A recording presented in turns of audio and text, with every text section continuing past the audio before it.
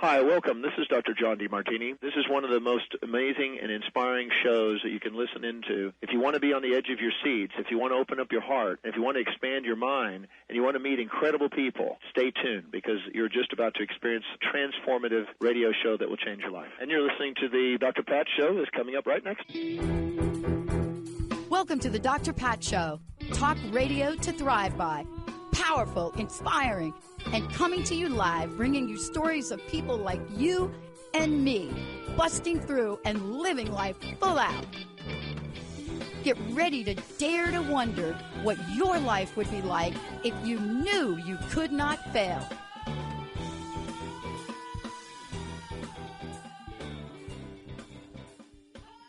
Hey, everybody, welcome. So great to have all of you tune us in and turn us on. We've got a great show for you today. I want to introduce you to someone that, when I talk about people that are out in the world and are taking on the hard conversations, I'll tell you what, Dr. Loretta B, as we call her, but it's Dr. Loretta Billoups is joining me here today.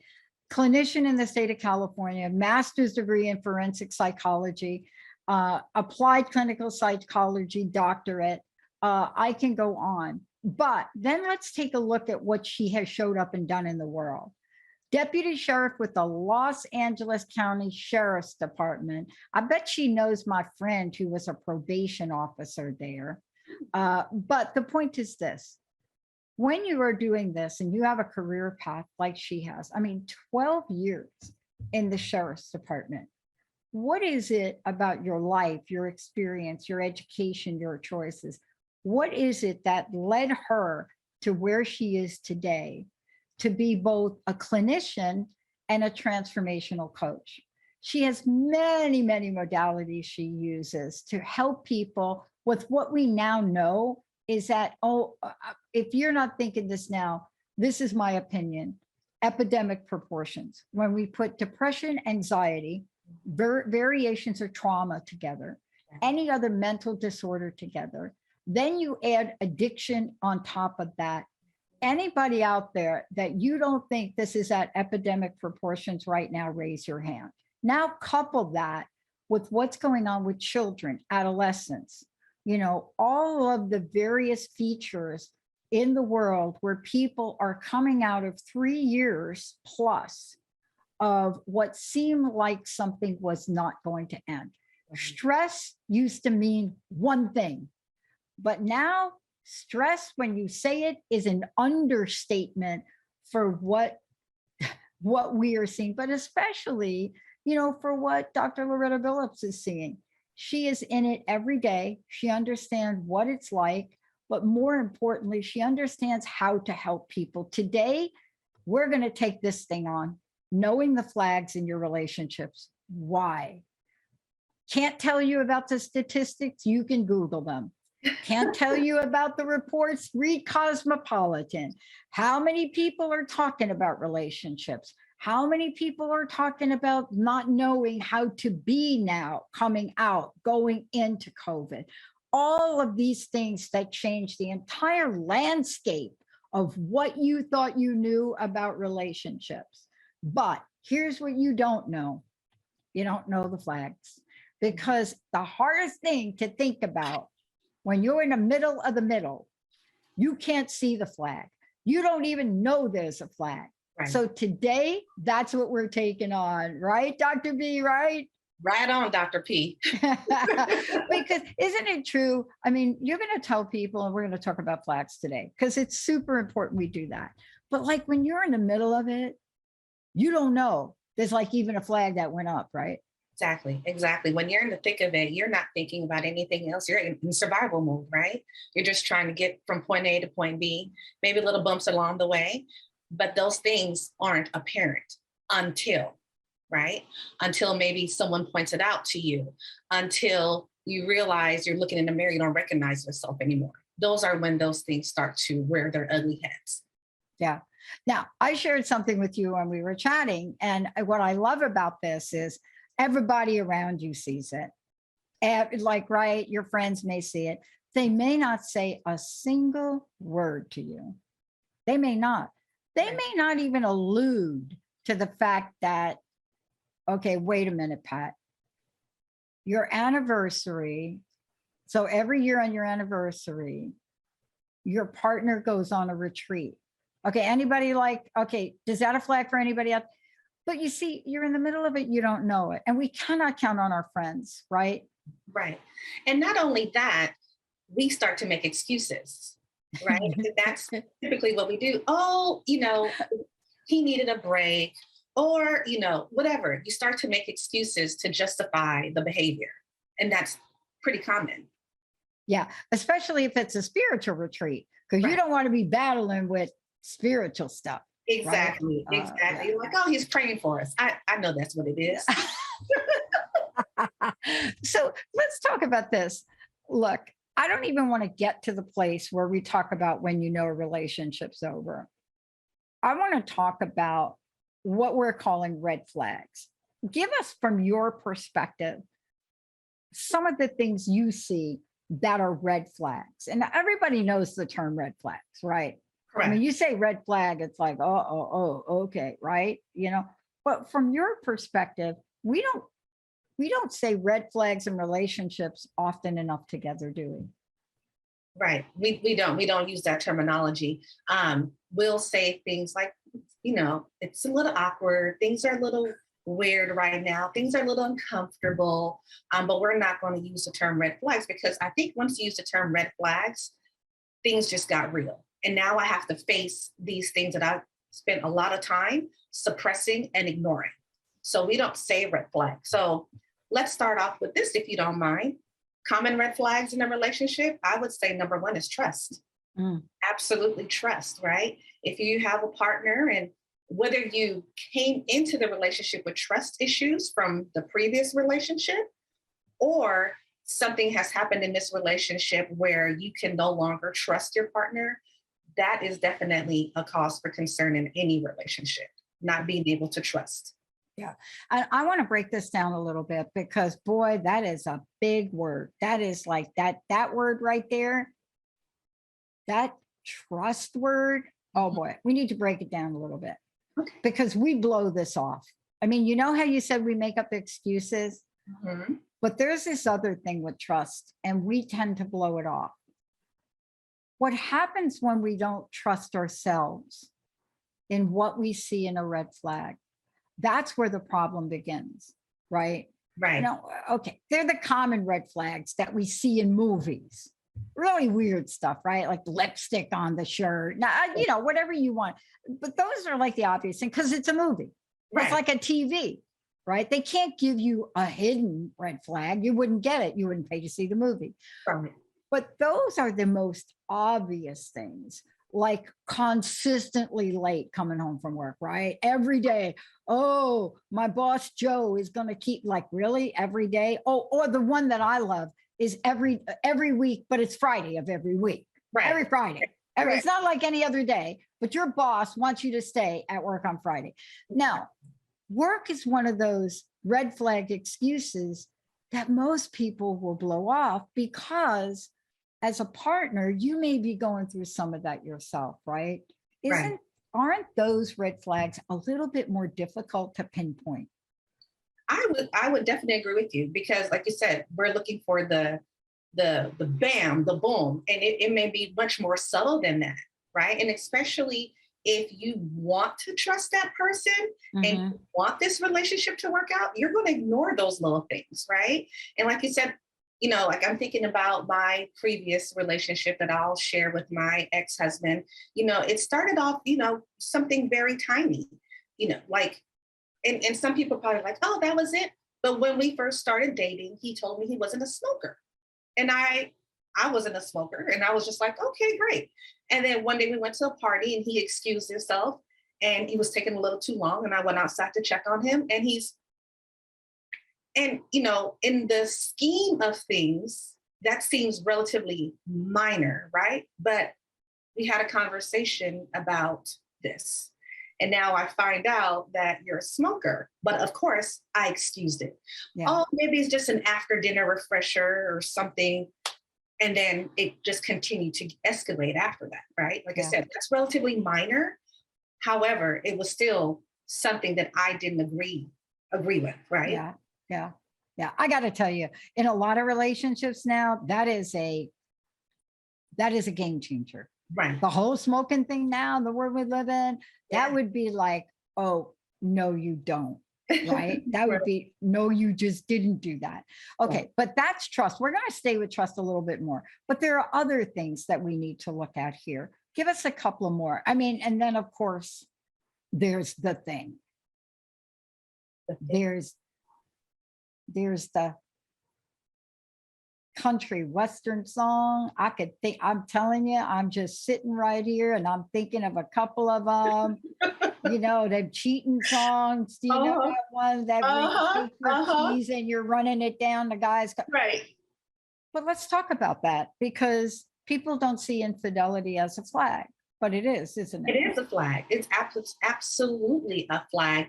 And for most people, honestly, that is a deal breaker, right? Once we find out that our loved one has cheated on us, it is the deal breaker. For some, not so much. But I would say that infidelity is very common in relationships. And again, it goes back to making excuses for that person. Oh, late, like you said, working late on a Friday night, but constantly working late on a Friday night. Or maybe they are out with the boys. Oh, that's not good. Right? Or the girls. Out with the girls. Absolutely. Yeah. I don't want to be biased because infidelity goes both ways.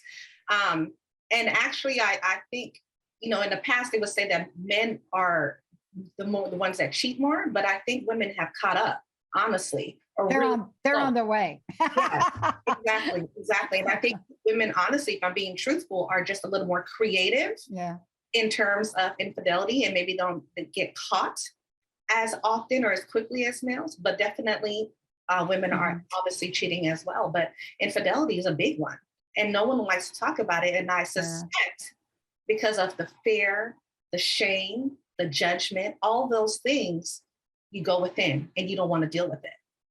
You know what I love in talking about this, and we're going to go to the next one because, you know, part of these is we're going to go through a number of these items you brought up for us. But you know what I love about this one? It's the one where your friends look at you one day and say, didn't you meet that person because they were cheating on their ex with you? Right. Okay. But that's not a flag because like they were doing with me. But that is still a flag. And we want to hope that people change. So I'm not saying people don't change. Right. But all this is part of what gives us some of these things to be mindful of. What are a couple more of your red flags here that pop up for you? So a couple more red flags is definitely someone who's self-absorbed, right? So all about me. It's the me show. It's the Dr. B show. It's all about me, right? Someone who lacks empathy. Definitely commitment issues. I'm not saying that every relationship you have to be like, okay, this is the one, but someone who kind of pushes back and is not interested in commitment, that is definitely something to look forward to. Lacks ambitions or goals. I definitely think that conversations need to be had early on in relationships to make sure that we are on the same path. You know, if you are headed to London and I'm headed to Zimbabwe, we probably want to have a conversation about that, right? Yeah. The other one, they are unable to verbalize their needs and their wants. And again, that goes back to communication. Yeah. I mean, and this is really, we're bringing something in here that's really, really important. And that is both implicit and explicit, what we consider promises. In the world of psychology, it's called psychological contracts. Right. And some of these are very difficult to explain.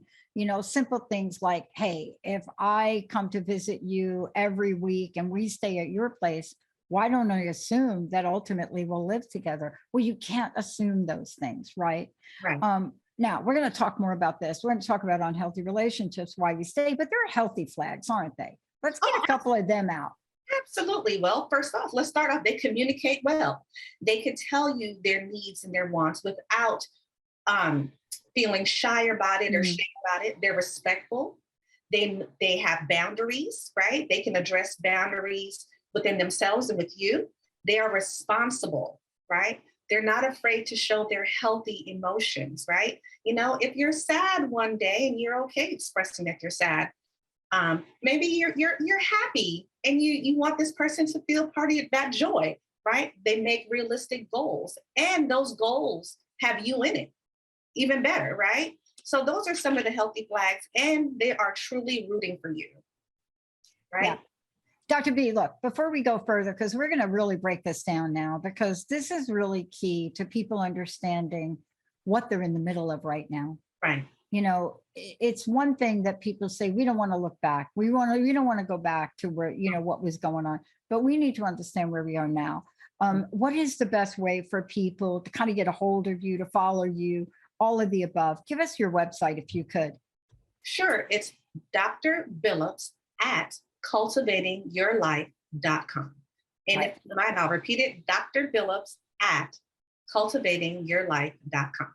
And by the way, just go over to cultivatingyourlife.com. You're going to see like everything I talked about regarding Dr. Billoups. You're going to see Cultivating Your Life is a coaching program. And I love what Dr. B does, where a roadmap to your desires awaits you. That's why we're talking about this and taking this out there right now today. You know, let's just jump ahead for a minute if we could, because there's a couple of things here that I think are really super important to talk about. I know we don't like labels, but you got to be labeling this stuff. Unhealthy relationships. I'm a stayer. Oh. I learned how to be a stayer later in life. When I was younger, I was a leaver. I went from a leaver to a stayer and didn't know the middle part. You got to know when to hold them and you got to know when to fold them. That's right. This must be country western day today, Jacob. But you know, let's talk about it, because staying for the right reason makes sense. Staying for not the right reasons doesn't. The word is unhealthy relationships, because when you can see yourself or discover I am in an unhealthy relationship, boy, then that's where the rubber meets the road. Tell us, first of all, how you define an unhealthy relationship, what that might look like, and then why do we stay in there? Well, let me share this with you, because I think it's important to realize, just because I'm traveling this road as a relation coach, that doesn't mean that I didn't have my struggles in a relationship. I also would say that I started out as the one that stayed, because, you know, you believe in love, right? And especially when you have children involved, you really just try to make it work. And so with my ex-husband, who I shared with you was a smoker, whatever, he was a lot of other things. He was also a good father, you know what I mean?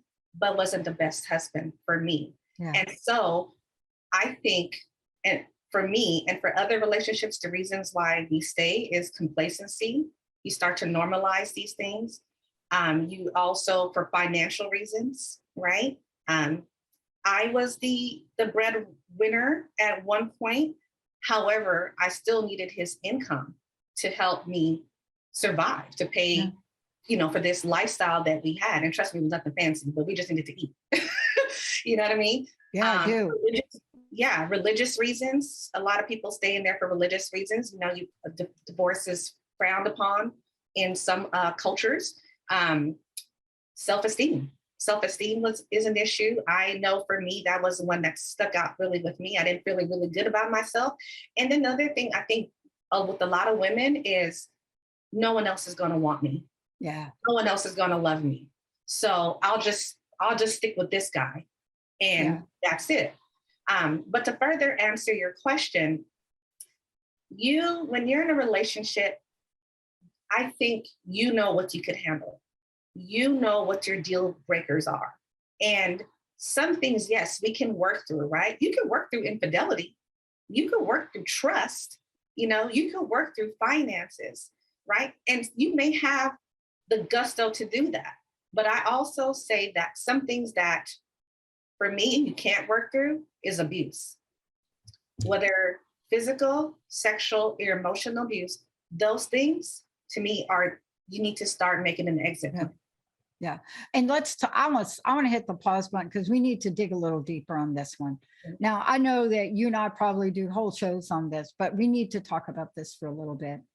You know, what we learn in the world, at least from a woman's perspective, and you study women of different groups, right, out in the world. This is the tough one, because there's a syndrome that goes on between the abuser and those that are being abused. And people don't get it. They don't see it. They're not in the middle of it. They don't understand how do you stay in that? You know, because your friend, how do you stay in it? Well, that's because we don't understand the dynamic here. What is the number one thing that may keep you staying? And that is the promise of change. I will change. I will never do it again. I will never say that to you. I will never hit you again. Right. You know, right? Mm-hmm.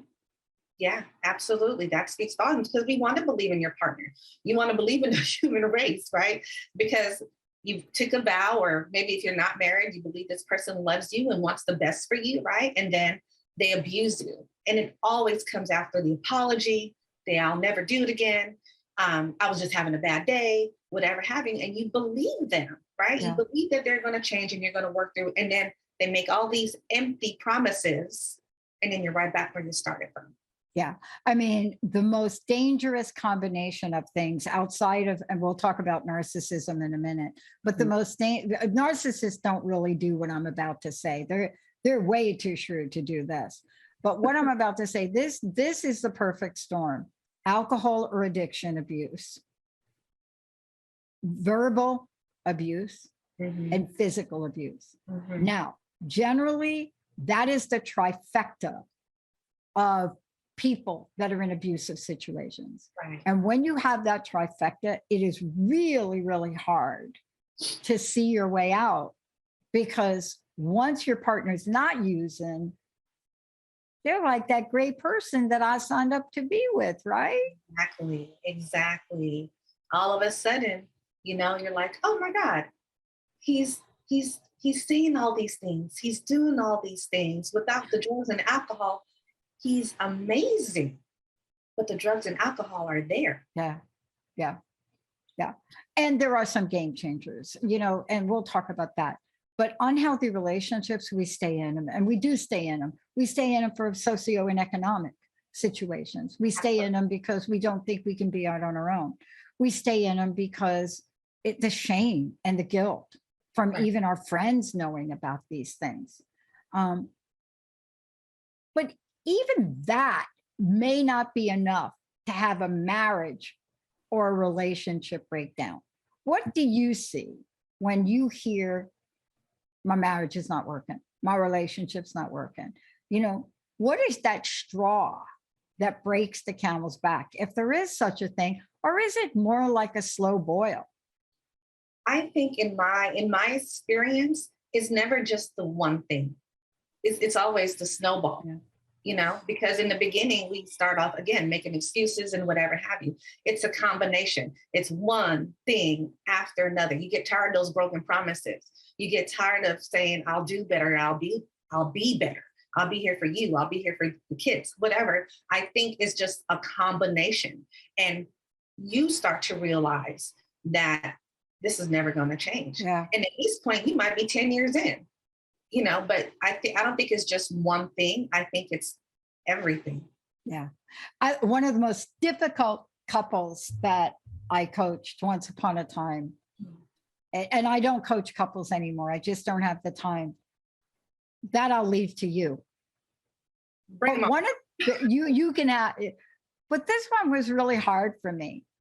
And they had made a written agreement that everything was in writing. They were just like, we got the agreements. I'm like, okay.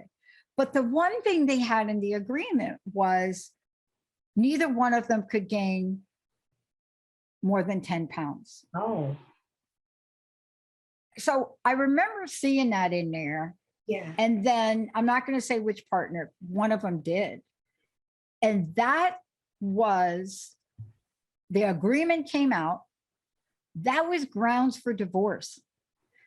And there was nothing that I mean, I witnessed something so profoundly interesting and yet painful to watch. Right. Because first of all, if you're the one gaining the 10 pounds, you probably don't feel good about that. But to Exactly. find yourself in divorce court over it, Right. right? And yet, on the other side of the fence is, look, we had this agreement. Right. I kept this agreement. I lost my job, but I worked 3 jobs because my agreement was I was going to make this amount of money. Right. And you can't keep off 10 pounds. I mean, doesn't this sound silly? But it's important for people. I'm just giving you one thing. You must see a million of these a day. Right. And like you said, although that may comes off as like superficial, that was the agreement. What was the agreement? That's what you signed up for, right? Yep. But I would say that the main reasons that I see people are coming to me is because they're not getting along. And the reasons vary, right? Yeah. To contractual agreements, you said you do these things at the beginning of the relationship, you're no longer doing it. Or I had one couple, she felt really isolated in her relationship. And he couldn't understand. He was like, I'm here. When I'm not at work, I'm with you. And her response was, yeah, you're here, but you're there. In the we're not communicating. You come home, you go straight to bed. I'm waiting up for you, right? So there's so many reasons people are seeking relationship coaching, and a lot of it is just breakdown. They don't know where else to go. Well, I want to ask you this. We're going to take a short break, but before we do, I'd like for you to tell people how they can find out more about you, but tell them a little bit about the coaching that you do, because you do more than one thing. I made a comment to you that I really acknowledge you for being a clinician, because it was very difficult for me to do that. Some people are made out for it and some people are not. You're made to help people. How can people find out more about you? And then when we come back from break, we're going to talk about the dreaded, fasten your seatbelt, childhood experiences. Ooh, the good stuff. But I know. I could laugh now. How do we find out about you? How do people work with you? Okay, so again, you can go to my website, which is cultivatingyourlife.com. You can email me at dr.billoups@cultivatingyourlife.com. And so I'm a relationship and mental health coach. And as you stated, I'm a clinician. So by day, I work with individuals who are seriously mentally ill, right? We have suicidality, depression, anxiety, your personality disorders, schizophrenia. That's the hat I wear by day. And then the other part of my day is breaking into this, right? Working with couples or individuals who are struggling in relationships, whether they're currently in a relationship, maybe divorce has come up, maybe they're trying to get into a relationship, or in the terms of mental health, maybe they're lacking motivation. I'm not necessarily diagnosing as a mental health coach, but we're looking for those things that you're no longer able to get out of bed, right? You just don't have the fire that you used to. And my goal as a coach, whether it's relationship or mental health, is to A, hold you accountable. B, we're going to figure out what these goals are, and then we're going to take that road to get to those goals. Yeah. And that's why when we come back, seriously important to talk about childhood. We're going to say childhood experiences, but they shape things. Part of this, though, is understanding childhood experiences and some other things that fall into the mental health category. And Dr. B is going to help us walk that line. What am I referring to? One of the most thrown around terms these days is narcissist. Yet, there's a fundamental difference between narcissistic traits and narcissistic personality disorder. When we come back, childhood experiences, can you break free? Let's take a short break, Jacob. We'll be right back.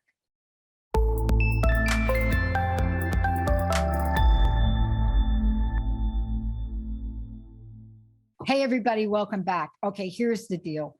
Dr. Loretta Billoups, Dr. B. But I'm saying more than that. Today's show is about knowing the flags in your relationships. this is seriously important right now. You know, we went through a really tough period in time, Dr. B, where I remember 2000, I think it was 7, 8, 9, or 8, 9, and 10 that we went through. I don't know what they called it. We had government call it like the great, whatever they want to call it, betrayal, the whole Wall Street breakdown, really just crushing, right? People by the masses and millions, high paid people losing their jobs, right? For the first time, instead of blue collar people, white collar people, or whatever you want to call them, upper middle class, they were like gone. Yeah. And relationships were tested. And yet we came out of that thing and nobody talked about the damage. Nobody talked about the damage to children. Nobody talked. And we are on the verge of making the same mistake. Now, good news, bad news. We are not coming out of COVID. Contrary to what you might read, people are still getting COVID. It's affecting things. It has put extraordinary stress, especially on relationships. Everything from one partner believing in a vaccine and the other didn't. I'm telling you, people have gotten divorced over this. Yes. But here's what we're going to talk about now. Why? How I was going to start to break out in a Tina Turner song. I was going to be breaking out what's love got to do with it. But I'm going to say, what's childhood got to do with it? Childhood, we don't go back to see, really? You're reacting to that in that way? But can we look at childhood and get some clues here? Absolutely. Absolutely. Childhood, I mean, the experiences that we have as children honestly could make us or break us as adults. And that is in every capacity, not just a relationship, but in a lot of things that we do in life. I'll share with this story really quickly because please, it really, I think will help people understand.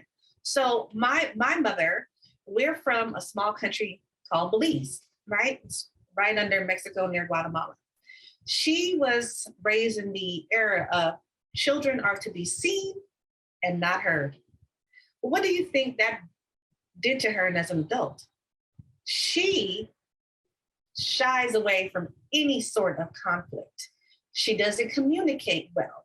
And when she does try to get her point across, she responds with frustration, anger, right? Because she doesn't know how to have a conversation without getting upset. Because what are we trying to do? We're trying to get our needs met, right? We're trying to be heard. We're trying to be validated.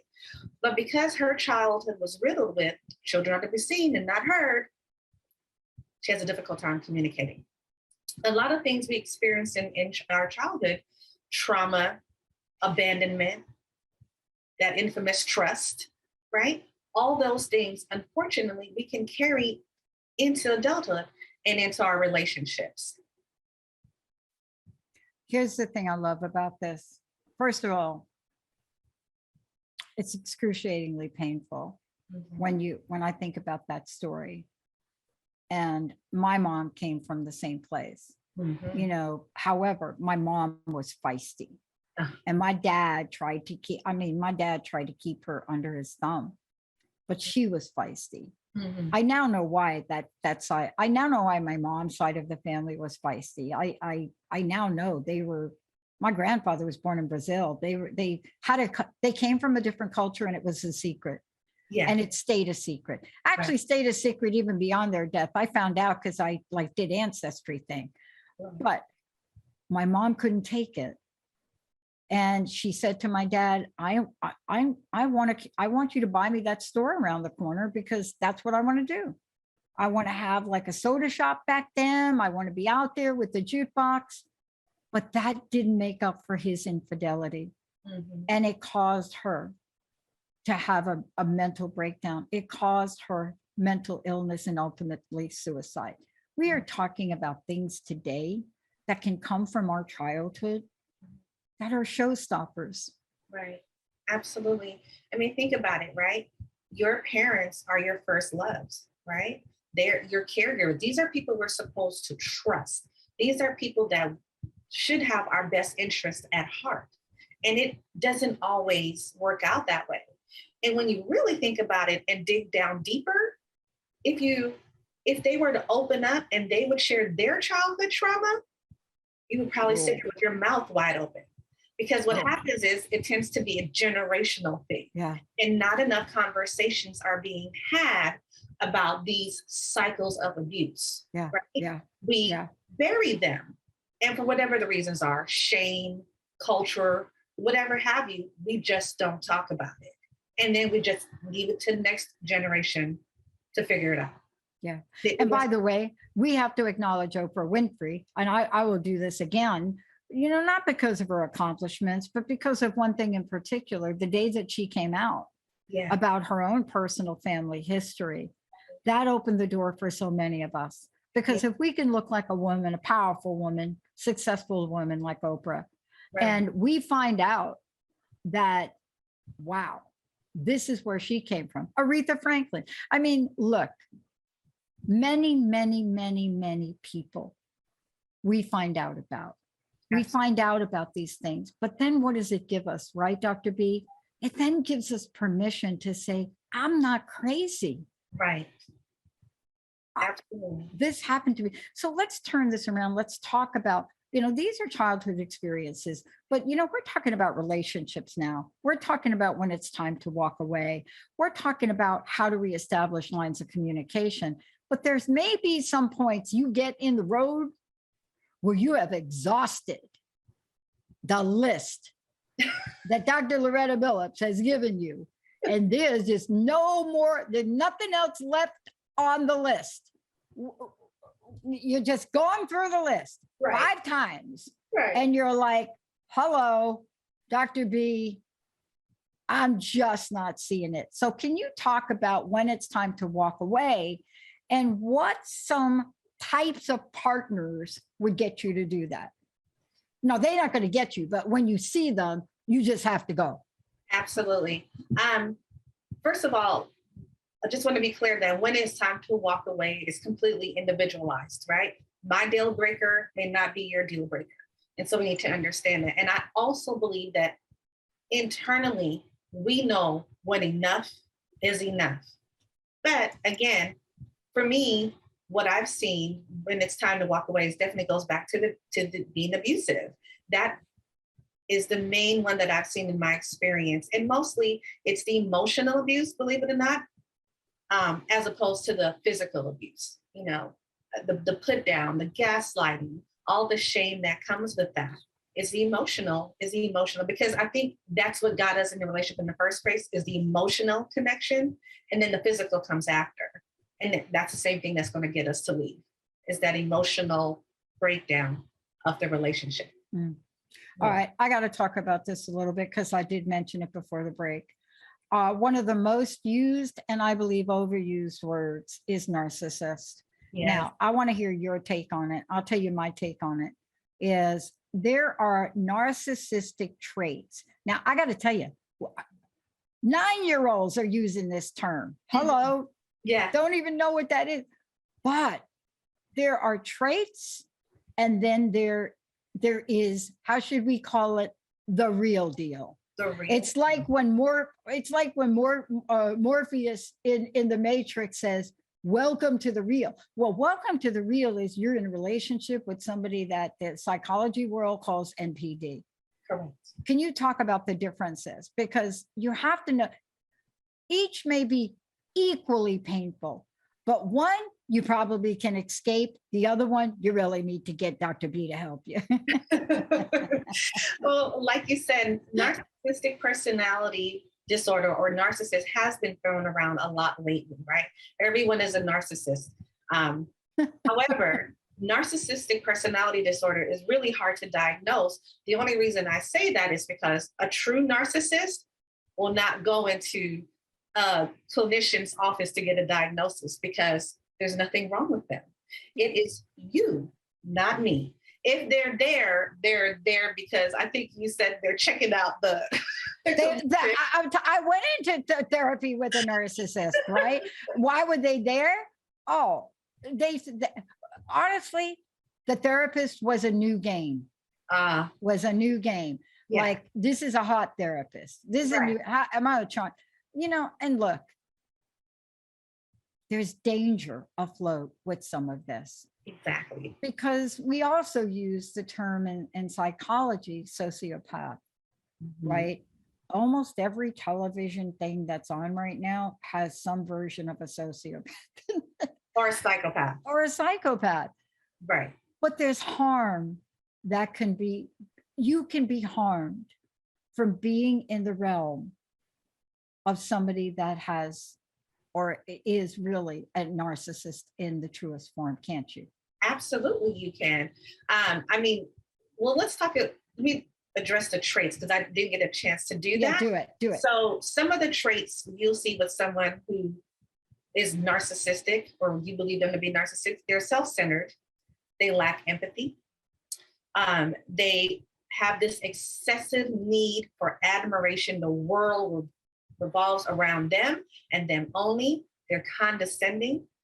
They're entitled. They're selfish, manipulative. The list goes on and on. Arrogant, and just arrogant in their behavior, right? And so you'll pick up on some of these things in relationships, but it needs to be just not one, right? It's a couple of these things put together. And then we can start having the conversation about truly what you're dealing with. There's a reason to really look at this and understand it. You and I both know in the fields we study in, I put up a hissy fit to my American Psychology Association, the American Psychological Association. And it had to be about 3 or 4 years ago. I don't remember now, maybe longer, when they were going to declassify NPD. And they were going to declassify it because the rule in psychology is when something becomes so normal, it's not abnormal. And a bunch of us just said, oh, no, you don't. No, you don't. Because you, as an organization, first of all, you don't really understand it. Can't find therapists like you, Dr. B, that actually can even talk about it and understand the difference, right? Right. But that was such a shock. Why? Because there are those of us that understand what the damage is that could be done. Are those showstoppers? Because isn't that one of those things where you got to look at something and say, I got to get out of here? Yeah. And when you are in a relationship with a narcissist, there's a lot of damage that could then guaranteed that your self-esteem is going to go from here to there because they're really, really good at putting you down. The other thing is you're going to absolutely feel like you're going crazy because they're very manipulative. They will unfortunately destroy everything you probably worked really hard in terms of, wanting to feel good about yourself, motivate. They're going to destroy it. Yeah. Because they thrive off of that. They feed off, it gives them energy. That's the reason they live. And I'm probably putting a little extra on it, but they do really thrive off of putting people down. No, you didn't put it. You're not putting any extra on it because this is about supply and demand. Yeah. They're demanding, you're the supply. And it's a never ending. You can never meet it. Right. But here's what I love about what you said, because this really gets to the next point.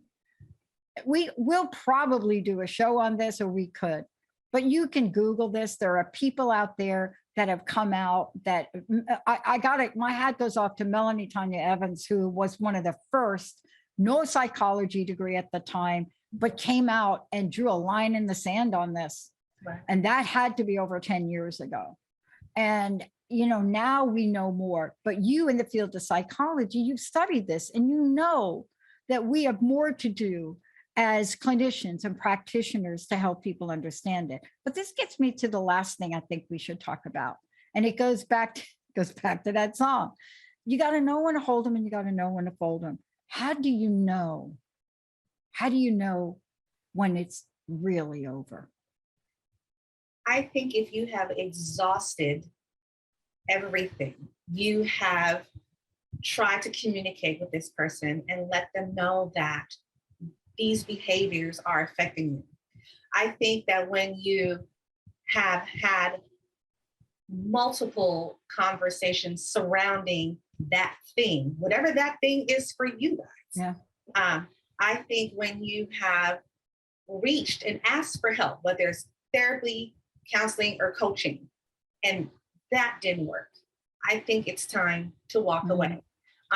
And walking away, I want people to really understand there's no shame in walking away. You're not a failure. That wasn't a failed relationship, right? That was some teachable experiences that you can either use to make sure you get into a healthy relationship. Maybe you could have conversations with your loved ones, things that they need to look for because you've experienced it. Our children, you know what I mean? Depending on their age and their mentality, help guide your children. Like, hey, I'm noticing this individual does certain things. Probably want to, maybe not date them or whatever have you. I know I have with my children. I have two daughters. One is 26 and one is 23. And they're dating, they're in relationships or whatever. And the things that I've experienced, I share with them because I want them to do better. As any parent, you want them to do better than you did. Yeah. And you know what? Look, we can look at our parents, we can look at past relationships, we can look at our friends, but the main thing is we have to look at ourselves. And it really brings me back to a couple of things you talked about earlier. I can't emphasize enough what you said earlier. And that is, you got to learn to communicate up front, not on day 1000, but on day one. Right. And it is very difficult to do if you don't know how to do it. I encourage people. It's never too late to work with Dr. B, to work with somebody that is going to help you understand what the dialogue is. Because if you're not communicating up front, people think that it gets easier. It doesn't get easier in a relationship. No. It's the cigarette smoking out in the hallway that just exposes, right? Right. One aspect of that. Right. But let's just take a minute in the time we have left as to how communication becomes a very giant, healthy, shining, bright light flag. It's like a flag with twinkle lights on it. Right. Right. So like you said, communication needs to begin on day one. There's no reason for us to wait till the 10th day and then you let them know, by the way, I don't like cats. And I know you have a cat, but right, we need to be very open in the communication because it's not just about, with this other person, what I want them to get out of me is what you want, right? And why would you put yourself in a situation where you know you're not going to be happy? So be honest. Tell them what you're looking for in a relationship. Tell them what you're hoping for.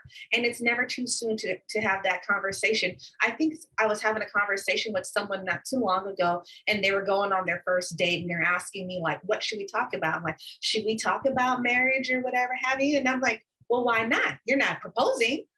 But my thing is this, why am I going to wait 2, 3 months, 4 months down the line to have these conversations when I know what I want, right? So I'm going to communicate it. And if you're the one for me, then we're going to finish this dinner and we're going to have many more dates to come. Yeah. Right? Yeah. Right? It's putting that information out there, letting the person know what you want, what to expect, and hopefully they do the same. Yeah. It is so important because, look, is it really that you don't like a cat or do you really not like cat hair? See, that's the conversation because if the cat's really not a problem for you, but you got some experience with cat hair, then the agreement you make is hire somebody to keep that cat hair down to a minimum. But you see, you're right. If you're not talking about simple things, right? I mean, even I had a friend that discovered they were not on the same, bodily clock, right? One of them was an early morning and the other one was a late nighter. And so, hello, what does that mean? That means that you're working during the day. You don't have any me time because you see, this is what I love about what you're bringing to the forefront. you can have these red flags and you can turn them into pink. You may even turn them into a light pink.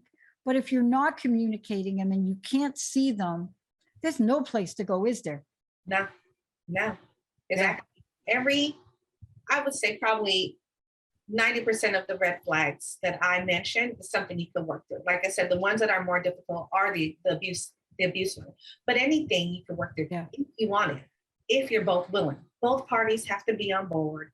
Both parties have to want it. And you do the work. And no one says it's easy. Nothing about this is easy. Yeah. I mean, I'll tell you what, you and I know we could talk about this forever, but we've talked about a lot. I'm just saying to all y'all out there that are on these dating sites, please don't wait for date 8 to tell this person that you have an ex-husband or wife and 2 kids. Okay, that is not smart, right? We're not saying these are easy conversations. That's why I have coaches, and that's why you coach, isn't it? Right, absolutely. Oh, man. Look, thank you for today. Please let people know how they can get a hold of you, what's your website, they can find out more about you. And then I would love to know your personal message for today. Thank you for today. Sure. So you can get a hold of me at either emailing dr.billoups@cultivatingyourlife.com or check out my website, cultivatingyourlife.com. And there just you can go through and look at the blogs. You can reach me on the website. I'll make sure I'll respond within 24 hours. And, I was looking through some things that I wanted to leave this conversation with, and I came across a really nice quote. It says, "Love is the reason. Lifelong friendship is the gift. Kindness is the cause. Till death do us part is the length." And that's by Fawn Weaver. And I thought that just kind of solidified everything we talked about. Yeah.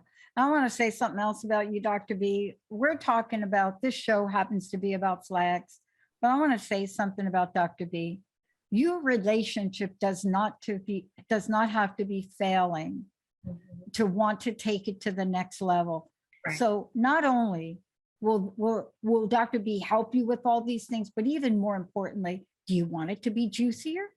Do you want to check out maybe how to get your mojo back?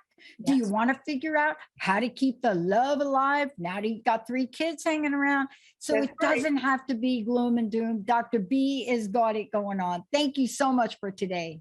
Thank you. I want to have that. Now that I just said it, come on, let's do that. Jacob, thank you so much for everything. Dr. Billoups, thank you. I can't wait to the next one. And please, you're going to have more questions than not. Please get a hold of Dr. B directly. She'll answer your questions. She'll be able to help you. Thank you all for tuning us in and turning us on. We'll see you next time.